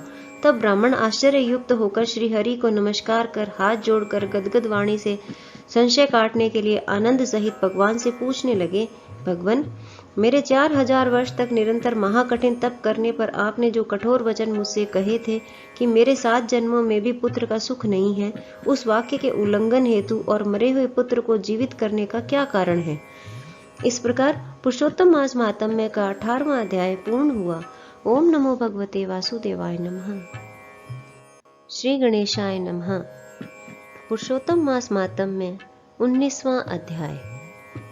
नारायण ने कहा, हे नारद, भक्त वत्सल भगवान अपनी वाणी से सुदेव ब्राह्मण को प्रसन्न करते हुए बोले, हे द्विजराज, जिससे मैं प्रसन्न हुआ क्या यह तुम नहीं जानते? मेरा प्रिय पुरुषोत्तम मास आने पर तुम दोनों स्त्री पुरुषों ने उपवास कर यहाँ बैठने से पुरुषोत्तम मास की सेवा हुई। एक बार वेद में कहे गए साधनों को और दूसरी ओर पुरुषोत्तम मास के सेवन को जब ब्रह्मा जी तोलने लगे तो वेदोक्त साधन बहुत हल्के निकले और पुरुषोत्तम मास सेवन व्रत भारी हुआ। इसलिए संसार में पुरुषोत्तम मास अधिक पूज्य और मान्य है। जो मनुष्य का जन्म लेकर भी पुरुषोत्तम मास में जप तप स्नान दान आदि नहीं करते, वे जन्म जन्मांतर में दरिद्र होते हैं। अतः सब प्रकार के यत्न करके मेरे प्रिय पुरुषोत्तम मास का सेवन करना चाहिए। जो पुरुषोत्तम मास की सेवा करेगा वह भाग्यवान धन्य होकर मुझको प्राप्त होगा। श्री नारायण बोले, इस प्रकार हे मुने, जगदीश्वर कृष्ण भगवान ऐसा कहकर तत्काल गरुड़ पर चढ़कर अत्यंत पवित्र बैकुंठ लोक को चले गए। स्त्री सहित सुदेव ब्राह्मण मृत प्राय होकर फिर जीवित हो गए और सुखदेव को लेकर रात दिन अत्यंत हर्षित होते रहे और कहने लगे कि यह अत्यंत आश्चर्य की बात है कि ऐसा मास कहीं भी न देखा न सुना। इस प्रकार आश्चर्य युक्त होकर वह सुदेव ब्राह्मण अत्यंत श्रद्धा युक्त होकर पुरुषोत्तम मास का सेवन करने लगा। ऋषि वाल्मीकि कहते हैं, वही तुम राजा धृतधन्वा विख्यात हुए। हे राजन, पुरुषोत्तम मास के सेवन से संपूर्ण ऋषियों के भोगने वाले हुए। हे राजन, जो तुमने मुझसे पूछा था सो मैंने सब तुमको बतलाया है। और पूर्व जन्म में जो सुखदेव तुम्हारा पुत्र था वही तोता था। हरि ने उसको जिलाया और सुखदेव नाम से विख्यात हुआ। वह सुखदेव 12,000 वर्ष तक आयु भोग कर बैकुंठ को गया। वही सुखदेव वन के सरोवर में बड़ के वृक्ष पर बैठकर संसार सागर में डूबे हुए विषय रूपी सर्प से तुम जो अपने पूर्व जन्म के पिता को देखकर कृपा से युक्त हो चिंतन करने लगा कि यदि मैं इस राजा को बोध नहीं कराऊंगा तो मेरा भी अपराध हो जाएगा। इस प्रकार मेरा इन श्रुति के वचनों को मानना वृथा हो जाएगा। इसलिए मुझको अपने पूर्व जन्म के पिता का उपकार अवश्य करना चाहिए। ऐसा सोचकर ही उस तोते ने तुमको ज्ञान दिया। इसी प्रकार पुरुषोत्तम मास महात्म्य का 19वां अध्याय पूर्ण हुआ। ओम नमो भगवते वासुदेवाय नमः। श्री गणेशाय नमः। पुरुषोत्तम मास महात्म्य 20वां अध्याय। सूत जी कहने लगे, नारायण के मुख से धृतधन्वा के पूर्व जन्म के वृत्तांत को सुनकर नारद जी श्री नारायण को पूछने लगे, हे तपोनिधे, राजा धृतधन्वा फिर वाल्मीकि ऋषि को क्या कहने लगे सो आप कृपा करके मुझसे कहिए। श्री नारायण बोले, हे नारद, राजा धृतधन्वा वाल्मीकि ऋषि से कहने लगे, हे मुने, यह मोक्ष देने वाला पुरुषोत्तम मास व्रत कैसे करना चाहिए और किसकी पूजा करनी चाहिए और इसकी विधि क्या है सो आप कृपा करके सब लोगों के हित के लिए मुझसे कहिए। वाल्मीकि मुनि बोले, हे राजन, ब्रह्म मुहूर्त में उठकर ईश्वर का चिंतन कर शौचादि जाएं, फिर स्नान प्राणायाम करके संध्या वंदन करें। जब तक सूर्य का दर्शन न हो गायत्री का जप करते रहें और फिर सूर्य मंत्रों से सूर्य को अर्घ्य देवें और सायंकाल अपने पैरों तथा भूमि को नमस्कार करें। फिर यस्य स्मृत्या इस मंत्र से प्रार्थना करें। जो ब्राह्मण श्रद्धा से विधि पूर्वक संध्या करता है उसको तीनों लोकों में कुछ भी कठिन नहीं है। यह सब कृत्य दिन में पूर्व भाग का है। इस प्रकार नित्य कर्म करके हरि का पूजन आरंभ करें। फिर स्त्री पुरुष शुद्ध हो वाणी को एकाग्र करके शुद्ध गोल व चौकोर गोबर से लिपी हुई भूमि पर व्रत सिद्धि के लिए चावलों से 8 दल वाला कमल बनावे। फिर स्वर्ण चांदी अथवा तांबे या मिट्टी का नवीन छिद्र रहित शुद्ध कलश उस मंडल के ऊपर स्थापित करें। फिर उस कलश में तीर्थ का जल भर दें। इस प्रकार कलश स्थापन कर उसमें सब तीर्थों का आवाहन करें। गंगा, गोदावरी, कावेरी, सरस्वती, मेरी शांति के लिए, पापों का नाश करने के लिए आओ। फिर कलश को मंत्रों से गंध, अक्षत, नैवेद्य और ताजे पुष्पों से पूजन, कलश के ऊपर पीले वस्त्र से लपेटा हुआ तांबे का पात्र रख दें। फिर उस पात्र के ऊपर राधा कृष्ण की मूर्ति स्थापित करें। फिर भक्ति युक्त हो विधि से पूजन करें। इसी प्रकार पुरुषोत्तम मास महात्म्य का 20वां अध्याय पूर्ण हुआ। ओम नमो भगवते वासुदेवाय नमः। श्री गणेशाय नमः। पुरुषोत्तम मास महात्म्य 21वां अध्याय। हरि कहने लगे, हे नारद, फिर प्रतिमा को अग्नि द्वारा शुद्ध करके प्राण प्रतिष्ठा करें, अन्यथा मूर्ति धातु ही रहती है। तदविष्णु ऐसे पुरुषोत्तम के बीज से जैसे ही वेदों के मंत्र को जानने वाला ब्राह्मण निरंतर हृदय पर अंगूठा रख कर इन मंत्रों से हृदय में प्राण प्रतिष्ठा करे। इस मूर्ति के लिए प्राण रहे या इस मूर्ति के लिए प्राण जाए, इस प्रकार प्रतिमा में यजुर्वेद के मंत्र पढ़े। इस प्रकार प्राणों को प्रतिमा में रख कर श्री पुरुषोत्तम भगवान का ध्यान करें और इस प्रकार कहें, हे देव देवेश, हे पुरुषोत्तम, मैं यह आसन श्री राधा कृष्ण को अर्पण करता हूँ। गंगादिक सब तीर्थों से प्रार्थना करके मेरे द्वारा लाया हुआ यह जल सुख से स्पर्श करने योग्य है। भगवान पाद्य के लिए ग्रहण करें। ऐसा कहकर पाद्य देवें श्री गंगा जी से जल लाकर सुंदर कलश में रखे हुए इस गंगा जल का आचमन करिए। ऐसा कहकर आचमन अर्पण करें। फिर पंचामृत से स्नान करावें, फिर आचमन दें। सब कामनाओं की सिद्धि के लिए मैं यह 2 पीताम्बर भेंट कर रहा हूँ। इस प्रकार वस्त्र देकर आचमन करावें। हे नारद, इस संसार सागर से आप मेरी रक्षा करें। ऐसा कहकर अंगोछा सहित यह यज्ञोपवीत ग्रहण करें। ऐसा कहकर यज्ञोपवीत अर्पण करें। हे श्रेष्ठ, सुगंध युक्त मनोहर दिव्य चंदन के विलेपन को प्रीति के लिए ग्रहण करें। ऐसा कहकर अक्षत चढ़ावें। इस प्रकार के शब्दादि 24 मंत्रों से नाम के अंत में चतुर्थी विभक्ति लगाकर प्रत्येक अंग की पूजा करें। फिर पुष्पादि ले हर एक वस्तु से पुरुषोत्तम का पूजन करें। इसी प्रकार पुरुषोत्तम मास महात्म्य का 21वां अध्याय पूर्ण हुआ। श्री गणेशाय नमः। पुरुषोत्तम मास महात्म्य 22वां अध्याय। राजा कहने लगे कि हे तपोधन, पुरुषोत्तम के व्रत करने वालों को क्या भोजन करना चाहिए और क्या नहीं करना चाहिए, सब नियम पूर्वक विस्तार से कहिए। वाल्मीकि ऋषि बोले, हे राजन, पुरुषोत्तम के जो नियम कहे गए हैं वह सब नियम मैं संक्षेप में कहता हूँ, आप सुनिए। पवित्र होकर पुरुषोत्तम मास में गेहूं, चावल, मिश्री, मूंग, जौ, तिल, मटर, अदरक, शाक, ककड़ी, केला, सेंधा नमक, दही, घी, मक्खन, आम, हरद, पीपल, जीरा, सौंठ, इमली, सुपारी, इलायची, आंवला लेना चाहिए तथा बिना तेल के पकाए हुए यह सब भोजन कहे गए हैं। सब प्रकार के आमिष और मांसादी, बेर, राई, नशे वाले पदार्थ, दाल, तिलों का तेल, लोहे से दूषित, भाव से दूषित, क्रिया से दूषित, शब्द से दूषित ऐसे अन्नों को त्याग दें। पुरुषोत्तम मास में देव, वेद, ब्राह्मण, गुरु, गौ, व्रत करने वाले, स्त्री, राजा और महात्माओं की निंदा न करें। अपनी शक्ति के अनुसार भगवान विष्णु की प्रसन्नता के लिए व्रत भी करें। वाल्मीकि ऋषि कहते हैं, हे राजन, व्रत करने वाला कार्तिक अथवा माघ मास में भी इन नियमों का पालन करे, अन्यथा नियम के बिना व्रती मनुष्य व्रत के फल को प्राप्त नहीं होता है। यदि शक्ति हो तो भी न खाकर पुरुषोत्तम मास का व्रत करें। यदि निराहार न रहा जाए तो घी पी लेवें या मांगा हुआ दूध पी लेवें, या व्रत करने वाला शक्ति के अनुसार फलाहार कर लेवें। बुद्धिमान पुरुष जैसे व्रत भंग नहीं हो वैसे ही कर लेवें। पुरुषोत्तम मास में 1,00,000 तुलसी दल से शालिग्राम का पूजन करने से अनंत पुण्य होता है। जो इस विधि से पुरुषोत्तम मास का व्रत करते हैं उनको देखकर यमराज के दूत दूर से ही भाग जाते हैं। हे राजन, इस मास का व्रत 100 यज्ञों से भी श्रेष्ठ है। 100 यज्ञों के करने से स्वर्ग प्राप्त होता है। पुरुषोत्तम मास का व्रत करने से गोलोक प्राप्त होता है। पृथ्वी में जितने तीर्थ हैं और क्षेत्र हैं वे सब पुरुषोत्तम मास का व्रत करने वाले के शरीर में वास करते हैं। इसी के साथ पुरुषोत्तम मास महात्म्य का 22वां अध्याय पूर्ण हुआ। ओम नमो भगवते वासुदेवाय नमः। श्री गणेशाय नमः। पुरुषोत्तम मास महात्म्य 23वां अध्याय। राजा ने कहा, हे मुनि श्रेष्ठ, पुरुषोत्तम मास में दीपदान का क्या फल है, सो आप कृपा करके मुझसे कहिए। वाल्मीकि ऋषि बड़े हर्ष से कहने लगे, भाग्यनगर में चित्रबाहु नाम का राजा राज्य करता था। वह सत्य, प्रतिज्ञा वाला, बुद्धिमान, शूरवीर, क्षमाशील, सब धर्मों को जानने वाला, शील रूप, दया से युक्त, पूजनीय भगवान का भक्त था। एक दिन दूर से आए हुए अगस्त्य मुनि को देखकर दंडवत नमस्कार कर, विधि से पूजन करके, भक्ति से आसन बिछाकर ऋषि के आगे बैठकर विनय से नम्रता के साथ बोला, आज मेरा जन्म सफल हुआ। जो मुनिराज मुझ सेवक के घर पर आए। सिर झुकाकर राजा हाथ जोड़कर कहने लगा, महाराज, मेरे यहाँ बहुत सी लक्ष्मी और अकंटक राज्य कैसे हुआ, और यह पतिव्रता स्त्री कैसे प्राप्त हुई?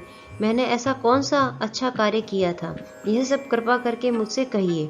अगस्त्य जी राजा से कहने लगे, हे राजन, मैं तेरे पूर्व जन्म का चरित्र कहता हूँ। सुंदर चमत्कारपुरी में मणिग्रीव नाम से तू हुआ था। तू नास्तिक, दुष्ट चरित्र वाला, कृतघ्न, खोटी बुद्धि वाला था, परंतु तेरी यह सुंदर स्त्री मन, कर्म, वाणी से पति सेवा में परायण, पतिव्रता, महाभाग्यशाली, धर्म में निष्ठा वाली थी। तू पाप कर्म करने वाला, जाति वाले और भाई बंधुओं से त्यागा हुआ था। क्रोधी राजा ने तेरा सब धन छीन लिया, फिर जो कुछ बचा वह जाति के लोगों ने छीन लिया। सब धन के चले जाने पर तुझको बड़ा क्लेश हुआ। धन के नाश होने पर अत्यंत उद्विग्न मन हो जाने पर भी इस पतिव्रता स्त्री ने तेरा त्याग नहीं किया। हे राजन, इस प्रकार उस वन में तू रहता था। एक दिन मणिग्रीव धनुष उठाकर मृग के मांस के लिए बहुत से सिंह मृगों से भरे हुए वन को गया। उस मनुष्य रहित वन के मार्ग में उग्रदेव के नाम से प्रसिद्ध एक मुनि दिशा भूलकर दोपहर होने से अत्यंत पीड़ित मूर्छित होकर वहां पर गिर पड़े। तब उस मार्ग के भूले हुए दुखित ब्राह्मण को देखकर तेरे मन में दया उत्पन्न हो गई और तू उसको उठाकर अपने आश्रम में ले आया। तुम दोनों स्त्री पुरुषों ने उस उग्रदेव की अत्यंत सेवा की। तब यह महायोगी चेतना को प्राप्त हुआ। आश्चर्य करने लगा कि मैं कहाँ था और इस वन में मुझको कौन लाया।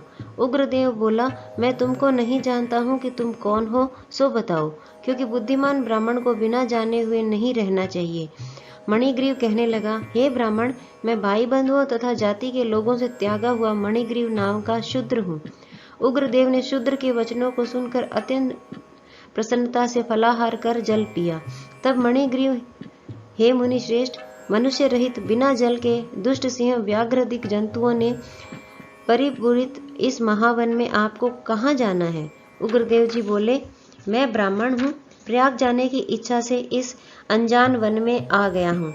तुमने मुझको जीवन दान दिया, अतः बताओ तुमको क्या प्रदान करूं? हे मणिग्रीव, किस दुख से तुम दोनों स्त्री पुरुषों ने वन का आश्रय लिया, सो मुझे कहो। मैं तुम्हारे सब दुख दूर करने की चेष्टा करूंगा। अगस्त्य ऋषि कहने लगे, इस प्रकार स्त्री के सामने उग्रदेव के वचनों को सुनकर मणिग्रीव मुनीश्वर की प्रार्थना कर दरिद्रता रूपी समुद्र से पार उतरने के लिए अपने अत्यंत भयंकर अनेक कर्मों को सुनाने लगा। इसी के साथ पुरुषोत्तम मास महात्म्य का 23वां अध्याय पूर्ण हुआ।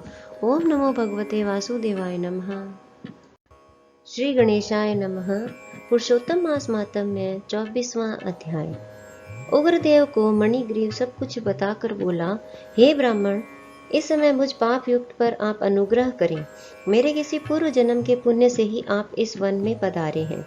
आप उपदेश रूप पदार्थ से हमको कृतार्थ करिए, जिससे मेरा यह तीर्थ दारिद्र्य क्षण भर में नष्ट हो जाए। अतुल्य वैभव को प्राप्त होकर मैं स्वेच्छा से विचरूं। उग्रदेव जी बोले, हे महाभाग, तुम कृतार्थ हुए। जो तुमने मेरा अतिथि सत्कार किया है, इसी से तुम्हारा कल्याण होगा। बिना व्रत, बिना तीर्थ, बिना दान, बिना परिश्रम तेरा दारिद्र्य नष्ट हो जाएगा। ऐसा ही मैंने निश्चय किया है। इस मास के आगे तीसरा मास पुरुषोत्तम मास है, इसलिए तुम दोनों स्त्री पुरुष यत्न के साथ श्री पुरुषोत्तम मास में भगवान की प्रसन्नता के लिए दीपदान करना, जिससे तुम्हारा यह दारिद्र्य मूल सहित नष्ट हो जाए। तिलों के तेल से दीपदान करना, ऐश्वर्य होने पर घी से करना। इस समय इस वन में बसते हुए तेरे लिए दूसरा कोई उपाय नहीं है। अगस्त्य जी बोले, इस प्रकार कहकर श्रेष्ठ ब्राह्मण दोनों हाथ में मुरली लिए हुए श्री कृष्ण भगवान को स्मरण करता हुआ प्रयाग की तरफ चल दिया। 2 महीने व्यतीत होने पर जब श्री पुरुषोत्तम मास आया, तब गुरु भक्ति में तत्पर दोनों स्त्री पुरुष उस मार्ग में दीप दान करने लगे। आलस्य रहित वे दोनों ऐश्वर्य के लिए इंगूदी के तेल से दीपक जलाने लगे और इसी प्रकार सारा पुरुषोत्तम मास बिताया। उग्रदेव की कृपा से अंतःकरण को शुद्ध करके अंत में मरण को प्राप्त हो स्वर्ग को गए और वहां के सब भोगों को भोग कर उग्रदेव की कृपा से वे दोनों श्रेष्ठ जन्म को प्राप्त हुए। पूर्व जन्म में जो मृगशिहा में तुम तत्पर थे, उस जन्म में वीरबाहु के पुत्र चित्रबाहु के नाम से विख्यात हुए। इस समय तेरे आधे अंग को हरने वाली जो तेरी स्त्री है, वह पति के पुण्य का आधा भाग लेती है। इंगुदी के तेल से श्री पुरुषोत्तम मास में दीपदान करने से तेरा अकंटक राज्य है। जो मनुष्य घी से अथवा तिलों के तेल से अखंड दीप करे तो उसका कहना ही क्या है। पुरुषोत्तम मास के दीपक का ऐसा ही फल है, इसमें संशय नहीं है। उपवास वादिकों से पुरुषोत्तम मास का व्रत करें तो फिर कहना ही क्या है। वाल्मीकि जी बोले, इस प्रकार अगस्त्य जी राजा चित्रबाहु के पूर्व जन्म की कथा कहकर सत्कार को प्राप्त होकर नाथ रहित आशीर्वाद देखकर वहां से चले गए। इसी प्रकार पुरुषोत्तम मास मातम्य का 24वां अध्याय पूर्ण हुआ। ओम नमो भगवते वासुदेवाय नमः। श्री गणेशाय नमः। पुरुषोत्तम मास महात्म्य 25वां अध्याय। राजा धृतधन्वा कहने लगे, हे ब्राह्मण, हे मुने, अब कृपा करके पुरुषोत्तम मास के व्रत के उद्यापन को विधि सहित कहिए। मुनि बोले, पुरुषोत्तम मास के कृष्ण पक्ष में 14, नवमी, अष्टमी इन तिथियों में उद्यापन करना चाहिए।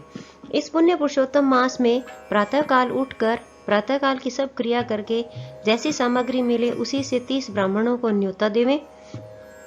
यदि शक्ति ना हो तो 5 या 7 ब्राह्मणों को न्योता देवें। दोपहर में सुंदर मंडप बनावे। मंडप के ऊपर तांबा या मिट्टी के छिद्र रहित 4 कलश स्थापना करें। चारों दिशाओं में पुरुषोत्तम भगवान की प्रीति के लिए कलशों पर श्रेष्ठ नारियल धरें। उन कलशों पर वासुदेव, हलधर, प्रद्युम्न, उत्तम देव या अनिरुद्ध इन चारों को स्थापन करें। फिर वेद वेदांग के जानने वाले आचार्य को बुलाकर उस मंडप के बीच में जिससे 4 ब्राह्मणों का जप के लिए वरण करें। उन ब्राह्मणों को अंगूठी आदि से युक्त 2-2 वस्त्र देवें। बड़े आनंद से वस्त्र आभूषण संयुक्त आचार्य को विभूषित करें। फिर देह की शुद्धि के लिए प्रायश्चित करें। फिर पूर्व कही हुई विधि से स्त्री सहित पूजा करें। वरण किए हुए ब्राह्मणों से 4 प्रकार का चतुर्व्यूह का जप करावें। चारों तरफ 4 अखंड दीपक जलावें। फिर क्रम से नारियल आदि से अर्घ्यदान करें। अर्घ्यदान देने का मंत्र, हे देव देवेश, हे पुराण पुरुषोत्तम, हे हरे, आपको नमस्कार है। राधा सहित मेरे अर्घ्य को ग्रहण कीजिए। नवीन मेघ के समान श्याम वर्ण दोनों हाथों में मुरली लिए हुए पीताम्बर धारण किए हुए राधा सहित पुरुषोत्तम देव को मैं नमस्कार करता हूँ। फिर राधा सहित श्री हरि को पुष्पांजलि देवें। फिर स्त्री सहित भगवान को साष्टांग नमस्कार करें। फिर ब्राह्मण को सुवर्ण सहित पूर्ण पात्र देवें और फिर आनंद से आचार्य को भी दक्षिणा देवें। पश्चात भक्ति में स्त्री सहित आचार्य को वस्त्र आभूषणों से प्रसन्न करें। फिर ऋत्विजों को उत्तम दक्षिणा देवें। स्त्री पुरुषों के पहनने योग्य वस्त्र शंकर पार्वती के नाम से देवें। 8 प्रकार का पद देवें और जूतों का जोड़ा देवें। वैष्णव ब्राह्मण के लिए श्रीमद् भागवत पुस्तक को देवें। चंचल आयु विचारता हुआ अपनी शक्ति के अनुसार जल्दी देवें, देर न करें। साक्षात अद्भुत भगवान के रूप श्रीमद् भागवत को जो पंडित ब्राह्मण को देता है, वह करोड़ों कुलों का उद्धार करता है और अप्सरा गणों से सेवित विमान में बैठकर योगियों को भी दुर्लभ गोलोक में जाता है। इसी के साथ पुरुषोत्तम मास महात्म्य का 25वां अध्याय पूर्ण हुआ। ओम नमो भगवते वासुदेवाय नमः। श्री गणेशाय नमः। पुरुषोत्तम मास महात्म्य 26वां अध्याय। अब उद्यापन के पश्चात व्रत के नियम का त्याग करते हैं। वाल्मीकि ऋषि कहने लगे, हे राजन, संपूर्ण पापों का नाश तथा भगवान विष्णु की प्रसन्नता के लिए विधि पूर्वक ग्रहण किए हुए नियमों के त्याग को विधि कहते हैं। हे राजन, अयाचित व्रत में रात्रि के समय भोजन करने वाला मनुष्य ब्राह्मणों को भोजन करा के स्वर्ण का दान देवे। जो मनुष्य अमावस्या को भोजन करता है वह दक्षिणा सहित गौ का दान देवे और जो आंवला स्नान करता है वह दूध या दही को देवे। फलों के नियम में फलों का दान करें। तेल के स्थान में घी देवें और घी के स्थान में चून देवें। धान्यों के नियम में गेहूं और चावल देवें और पृथ्वी शयन करने वाला सुंदर तकिया तथा चद्दर सहित शैया दान करें। पत्तल तथा भोजन करने वाला मनुष्य घी और शक्कर का भोजन करावें। नख केशों का धारण करने वाले बुद्धिमान मनुष्य दर्पण देवें। नियम के त्यागने पर अनेक प्रकार के रस देवें। दीपदान करता हो तो पात्र सहित दीपक देवें। जो मनुष्य अधिक मास में ऐसा भक्ति से करता है वह बैकुंठ में जाकर वास करता है। इसी के साथ पुरुषोत्तम मास महात्म्य का 26वां अध्याय पूर्ण हुआ। ओम नमो भगवते वासुदेवाय नमः। श्री गणेशाय नमः। पुरुषोत्तम मास महात्म्य 27वां अध्याय। श्री नारायण कहने लगे कि वाल्मीकि ऋषि इस प्रकार राजा दृढ़धन्वा को उद्यापन विधि बता करके कहने लगे, हे राजन, तेरा कल्याण हो। अब मैं पापनाशिनी सरयू को जाता हूँ। तब राजा आनंद युक्त स्त्री सहित उनकी पूजा करने लगा। ऋषि ने राजा की पूजा का अंगीकार कर उसे आशीर्वाद दिया। तब सायंकाल हो जाने पर वाल्मीकि ऋषि वहां से चले गए। राजा भी सीमा तक उनको पहुंचाकर अपने घर आया और अपनी रानी गुण सुंदरी से कहने लगा, हे सुंदरी, राग द्वेष वाले गंधर्व नगर के समान इस असार संसार में मनुष्यों को क्या सुख है। नाशवान शरीर को छोड़कर ध्रुव को प्राप्त करने के लिए श्री पुरुषोत्तम मास का स्मरण करने के लिए मैं वन में जाता हूँ। तब वह पतिव्रता ऐसे वचन सुनकर अत्यंत नम्रता से हाथ जोड़कर कहने लगी, हे पतिदेव, मैं भी आपके साथ चलूंगी। पतिव्रता स्त्रियों के लिए तो पति ही देवता है। इस प्रकार प्रिया का वाक्य सुनकर और अंगीकार करके राजा पुत्र को राज्याभिषेक कर स्त्री के साथ तत्काल मुनियों से सेवित वन को चला गया। इस प्रकार व्रत की विधि में स्थित हुए तपोनिधि राजा की वह पतिव्रता रानी सेवा में तत्पर रहती। राजा के इस प्रकार करते हुए संपूर्ण पुरुषोत्तम मास के समाप्त होने पर वहां पर विमान आया और विमान पर चढ़कर दोनों सुंदर नवीन शरीर धारण कर तत्काल गोलोक में चले गए। श्री नारायण बोले, हे नारद, इस पृथ्वी तल में पुरुषोत्तम के समान कुछ भी नहीं। 1000 जन्मों तक तप करने से भी फल नहीं मिलता जो पुरुषोत्तम के सेवन करने से मिलता है। जैसे बंदर के 3 रात्रि स्नान करने से करोड़ों जन्मों के पाप नष्ट हो गए थे, श्री पुरुषोत्तम मास में अनजाने ही उस दुष्ट बंदर का स्नान होने से पूर्व कुकर्मों का नाश हो गया था। वह सुंदर शरीर धारण कर विमान पर चढ़कर गोलोक को चला गया था। तपोनिधे, सब लोगों के हित के लिए वह कथा मेरे से कहिए कि उस बंदर ने 3 रात्रि वहां पर स्नान किया। वह बंदर कौन था, उसने क्या आहार किया, कहाँ उत्पन्न हुआ और उसके अनजाने ही पुरुषोत्तम मास में स्नान करने का क्या फल हुआ। श्री नारायण बोले, केरल देश में उत्पन्न अत्यंत लोभी एक ब्राह्मण था। इस कर्म से लोक में वह कंजूस नाम से विख्यात था। यद्यपि उसके पिता ने उसका नाम चित्र शर्मा रखा था, वह कभी कोई धार्मिक कृत्य नहीं करता था। एक वन में विचरने वाला माली उसका मित्र था। वह ब्राह्मण सदैव अपने उस मित्र माली के पास जाकर और रोकर बारंबार अपना दुख कहा करता था कि नगर के रहने वाले सदैव मेरा तिरस्कार करते हैं। इससे इस नगर में रहना अत्यंत कठिन हो गया है। वह माली उनको दीन जानकर दया करता हुआ बोला, हे चित्र शर्मा, तुम इस समय बाड़ी में रहो। कंजूस माली के वचन सुनकर बड़े आनंद से उस बाड़ी में रहने लगा। नित्य उसके निकट रहता और उसकी आज्ञा का पालन करता। इससे उस माली का उस ब्राह्मण पर दृढ़ विश्वास हो गया। तब उस माली ने अत्यंत विश्वास से उस बाड़ी का उसको अधिपति बना दिया और सब प्रकार से बाड़ी की चिंता छोड़कर स्वयं ने राज मंदिर में नौकरी कर ली। इधर लोभ से अत्यंत दुर्बल व कंजूस बेचने से बचे फलों को बड़े आनंद से निर्भय होकर खाने लगा। उस वाणी से उत्पन्न हुए द्रव्य को निर्भय होकर आप ही ग्रहण कर लेता और जब बाड़ी का माली पूछता तो असत्य बोलकर बहाना करता। इस प्रकार बुढ़ापे से गलित शरीर वाला वह दुर्बुद्धि कंजूस 87 वर्ष को हो गया। तत्पश्चात वह मूढ़ बुद्धि वाला कंजूस मृत्यु को प्राप्त हो गया। उसको जलाने के लिए काष्ठ भी नहीं मिली। वेदों के जानने वाला विद्वान कहता है कि बिना फल भोगे पाप नष्ट नहीं होते। मरने के पश्चात वह यमदूत के मदगरों की मार से हाहाकार करता हुआ अति भयंकर यम मार्ग को चला। विलाप करते हुए उस ब्राह्मण को यमराज के दूत यमराज के निकट लेकर गए। चित्रगुप्त उसको देखकर उसके शुभ अशुभ कर्मों को देखकर अपने स्वामी धर्मराज जी से कहने लगा, यह कंजूस ब्राह्मण अधर्मी है। इस दुर्बुद्धि वाले धन के लोभी का कुछ भी अच्छा कार्य नहीं है। यह बाड़ी में रहता हुआ बड़े पाप कर्म करता रहा। बाड़ी के मालिक माली से विश्वासघात किया। श्री नारायण बोले, हे नारद, इस प्रकार चित्रगुप्त के वाक्य सुनकर धर्मराज अत्यंत क्रोध से भरे हुए वचन बोले, यह 1000 वर्ष तक बंदर की योनि में रहे और विश्वासघात का फल इसको बाद में मिलेगा। इसी के साथ पुरुषोत्तम मास महात्म्य का 27वां अध्याय पूर्ण हुआ। ओम नमो भगवते वासुदेवाय नमः।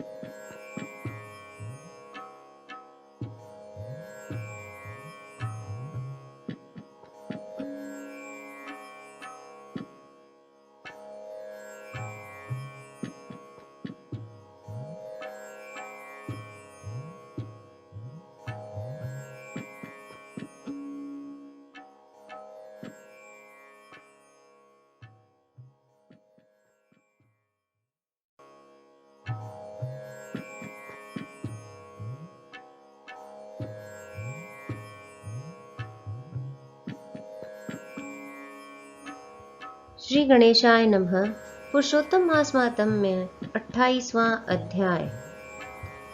श्री नारायण कहने लगे कि हे नारद, इसके पश्चात वह अत्यंत दुखों को भोग कर बंदर योनि को प्राप्त हुआ। पापों को नाश करने वाला एक सरोवर था जो देवताओं को भी दुर्लभ मृग तीर्थ नाम से विख्यात था। इसी तीर्थ में वह ब्राह्मण फलों की चोरी के पाप से बंदर की योनि को प्राप्त हुआ।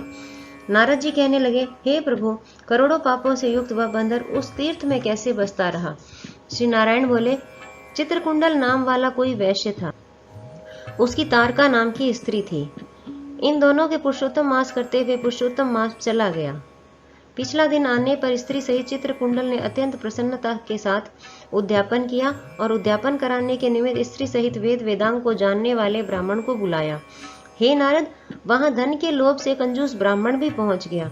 जब उद्यापन विधि समाप्त हो गई तो चित्रकुंडल वैश्य ने स्त्री सहित ब्राह्मणों को अत्यधिक दान देकर प्रसन्न किया। उसकी बहुत सी दी गई दक्षिणा से ब्राह्मण अति प्रसन्न होकर अपने अपने घरों को चले गए। परंतु अत्यंत लोभी व कंजूस रोता हुआ उसके आगे आकर खड़ा हो गया और विनय से नम्र होकर अति गदगद वाणी से चित्रकुंडल से बोला, हे चित्रकुंडल, वैश्यों के पति आप इस समय कृतार्थ हो जो आपने पुरुषोत्तम का सेवन किया। ब्राह्मणों को बहुत सा धन दिया, किंतु मुझ भाग्यहीन को क्यों नहीं कुछ दिया? उस कंजूस के ऐसे वचन सुनकर उस वैश्य ने कंजूस को भी बहुत सा धन दिया।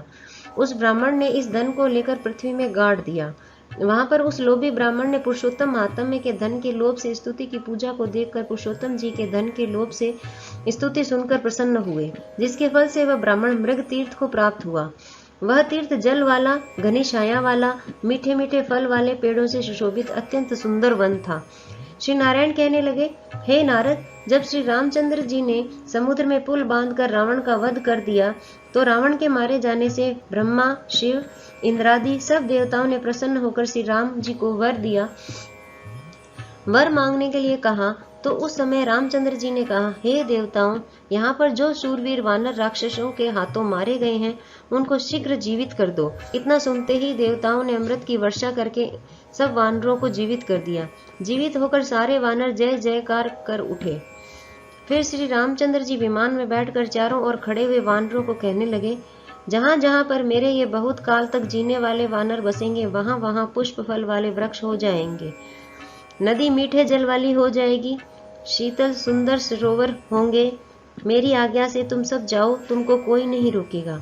हे नारद, फिर वह लोभी वानर पर्वत जैसा बढ़कर बहुत सी भूख और प्यास से युक्त होकर लोभी हो वन में विचरने लगा। जन्म से ही उसके मुख में पित्त की पीड़ा थी। उस पीड़ा से रात दिन उसके मुख से रुधिर बहता रहता था। वह अत्यंत पीड़ा युक्त होकर कुछ भी नहीं खा सकता था। वह वानर चपलता व श्रेष्ठ फलों को तोड़ता और मुख के निकट ले जाकर बहुत से फलों को फेंक देता। इस प्रकार नित्य प्रति निराहार रहते हुए देव योग से पुरुषोत्तम मास आ गया। उस मास में भी वह उसी तरह शीत वायु आदि से पीड़ित रहा। कोई समय कृष्ण पक्ष में गहन वन में विचरता हुआ वह प्यासा अमृत जैसे कुंड के जल को पीने को समर्थ नहीं हुआ, परंतु भूख से व्याकुल होकर भी चपलतावश वृक्ष के ऊपर चढ़ गया। एक वृक्ष से दूसरे वृक्ष तक जाता हुआ कुंड में गिर गया और 5 दिन बाद मृत्यु को प्राप्त हो गया। तभी एक विमान वहां पर आया जो नाचती हुई अप्सराओं और सुंदर गाते हुए गंधर्व किन्नरों से सुशोभित था। इस प्रकार सुंदर शरीर को धारण कर वह महाभाग वानर अपने शरीर को देखकर अत्यंत आश्चर्य को प्राप्त हुआ और कहने लगा कि मुझ महापापी को यह विमान का सुख जो अत्यंत पुण्य वालों के लिए नियुक्त है कैसे मिला। मैंने तो कभी कोई सुकृत किया ही नहीं जिसे मैं हरि के स्थान को प्राप्त हूँ। इसी के साथ पुरुषोत्तम मास महात्म्य का 28वां अध्याय पूर्ण हुआ। ओम नमो भगवते वासुदेवाय नमः। श्री गणेशाय नमः। पुरुषोत्तम मास महात्म्य 29वां अध्याय। उस लोभी के ऐसे वचन सुनकर दूत कहने लगे, क्या तुमने भारी कार्य नहीं किया? हे प्रभु, सबसे उत्तम मास कैसे नहीं जाना? यह पुरुषोत्तम मास नाम से विष्णु का प्रिय है और महापवित्र है। उसमें तुमने ऐसा तप किया है जो देवताओं को भी प्राप्त नहीं हो सकता। हे महाराज, वन में बंदर के देह में तुमने इसका प्रभाव नहीं जाना। अनजाने में मुख के रोग से तुम्हारा निराहार व्रत हो गया। तुमने बंदरपन की चंचलता से वृक्ष के फल तोड़कर पृथ्वी पर फेंक दिए। उनसे दूसरे मनुष्य तृप्त हो गए और अंदर के बड़े भारी दुख से पानी भी नहीं पिया। इसलिए तुम्हारे अनजाने में बड़ा भारी तप हो गया और फलों के गिरने से परोपकार भी हो गया। इस तीर्थ में 5 दिन गोते भी खाए। इसी से पुरुषोत्तम मास में तुम्हारा स्नान का फल भी हो गया। इस प्रकार तुमसे अनजाने में तप हो गया, सो यह सब फल सफल हो गया। श्री नारायण बोले, इस प्रकार कहे हुए अपने भाग्य को सुनकर वह गोलोक को जाकर प्राप्त हो गया। श्री नारायण बोले, इस आश्चर्य को देखकर सब देवता चकित हो गए और पुरुषोत्तम की बड़ाई करते हुए सब अपने अपने स्थानों को चले गए। नारद जी कहने लगे, हे तपोधन, आपने दिन के प्रथम भाग का कृत्य कहा, पिछले भाग का कृत्य कहो। पिछले भाग का कृत्य कैसे करना होगा, कृपा करके यह भी कहिए। श्री नारायण बोले, प्रातः काल का कर्म विधि से प्राप्त कर फिर मध्याह्न काल की संध्या को तिलों से अर्पण करें। अतिथि के लिए द्वार पर देखें। जो अतिथि भाग्य से गौ के दुहने के समय आ जाए तो उसकी पूजा करें। अत्यंत भक्ति से यथाशक्ति अनादि से उसको संतुष्ट करें। भगवान यम कहते हैं कि फिर पूर्व की तरफ मुख करके मौन होकर शुद्ध सुंदर पात्र में अन्न की सराहना करता हुआ भोजन करें। पहले स्वाहा के अंत में ओंकार का उच्चारण कर घी से लपेटे हुए 5 ग्रासों को बिना दांत लगाए जीव्या से निगल जाए। फिर मन लगाकर पहले मीठा भोजन खाएं। ब्राह्मण शास्त्र विरुद्ध अभक्ष्य भोज्यादिक पदार्थों को न खाएं। सूखा बासी भोजन भी अभक्ष्य कहा है। भोजन पर बैठकर श्रेष्ठ मार्ग का विरोध न करें। श्रेष्ठ शास्त्र के आश्रम से पर ब्रह्म श्री कृष्ण का विचार कर फिर बुद्धिमान पुरुष सर्वत्र आजीविका न हो तब भी एकाग्र मन होकर 2 घड़ी आत्मविद्या का श्रवण करें। फिर यथेष्ट अपना काम धंधा करें और संपूर्ण सिद्धियों के देने वाले श्री कृष्ण चंद्र का मन में ध्यान करें। सूर्य के अस्त होने पर तीर्थ अथवा घर पर जाकर पैर धोकर सायंकाल की संध्या करें। सायंकाल की संध्या करके अग्नि को आहुति देकर अनुचरों सहित अल्प भोजन कर बैठ जाएं। भोजन कर तकिया आदि सहित कोमल सैया पर सोवें। गृहस्थ पुरुष सदैव भली प्रकार से गृहस्थ के कर्मों को करें। हिंसा नहीं करनी चाहिए। सत्य बोलना, सब प्राणियों की रक्षा और दया करना, यह सब गृहस्थियों के लिए धर्म कहे गए हैं। इसी के साथ पुरुषोत्तम मास महात्म्य का 29वां अध्याय पूर्ण हुआ। ओम नमो भगवते वासुदेवाय नमः। श्री गणेशाय नमः। पुरुषोत्तम मास महात्म्य 30वां अध्याय। नारद जी बोले, हे तपोनिधे, आपने पहले पतिव्रता स्त्री की स्तुति की, अब कृपा करके उनके सब लक्षणों को संक्षेप में वर्णन कीजिए। सूत जी कहने लगे, हे ऋषियों, नारद जी के इस प्रकार पूछने पर श्री नारायण बोले, हे नारद, सुनो, मैं पतिव्रता स्त्री के उत्तम लक्षण कहता हूँ।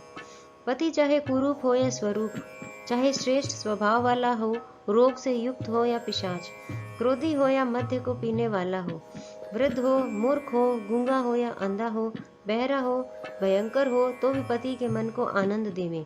सास ससुर विशेष करके अपने पति की भक्ति करें, धर्म के कार्यों में अनुकूल रहें और द्रव्य का संचय करें। जो सदैव घर के काम धंधे में समर्थ हो, आसन, भोजन, दान, सम्मान, मधुर भाषण, इनमें हमेशा घर की मुख्य स्त्री को चतुर रहना चाहिए। घर के खर्च के लिए स्वामी ने जो द्रव्य दिया हो उसी में घर के खर्च को चलाना तथा अपनी बुद्धि से कुछ बचा भी लेना चाहिए। दान लिए दिए हुए द्रव्य को छुपाकर अपने ही पास नहीं रखना चाहिए। भर्ता की आज्ञा के बिना अपने बांधवों को कुछ भी धन नहीं देना चाहिए। दूसरे से बोलना नहीं, संतोष रखना, यह सब पतिव्रता के लक्षण हैं। श्री नारायण कहने लगे, हे नारद, सब लोकों में और देवताओं में पति के बराबर और कोई भी देवता नहीं है। पति की प्रसन्नता से सब कामनाएं पूरी हो जाती हैं और अप्रसन्नता से सब कुछ नष्ट हो जाता है। इसी के साथ पुरुषोत्तम मास महात्म्य का 30वां अध्याय पूर्ण हुआ। ओम नमो भगवते वासुदेवाय नमः। श्री गणेशाय नमः। पुरुषोत्तम मास महात्म्य 31वां अध्याय। सूत जी कहने लगे कि हे विप्रो, इस प्रकार नारद मुनि पतिव्रता स्त्रियों के धर्म का वर्णन सुनकर कुछ थोड़ा सा और पूछने के लिए बोले। नारद कहने लगे, हे बद्रीपते, आपने सब दोनों से उत्तम कांसी का संपुट कहा, सो कारण इसके विस्तार पूर्वक मुझसे कहिए। श्री नारायण बोले, हे ब्राह्मण, इस व्रत को पहले एक बार श्री पार्वती जी ने किया था। उस समय श्री पार्वती जी ने श्री महादेव जी से पूछा, कौन सा उत्तम दान देना चाहिए जिससे मेरा पुरुषोत्तम का व्रत संपूर्ण हो जाए।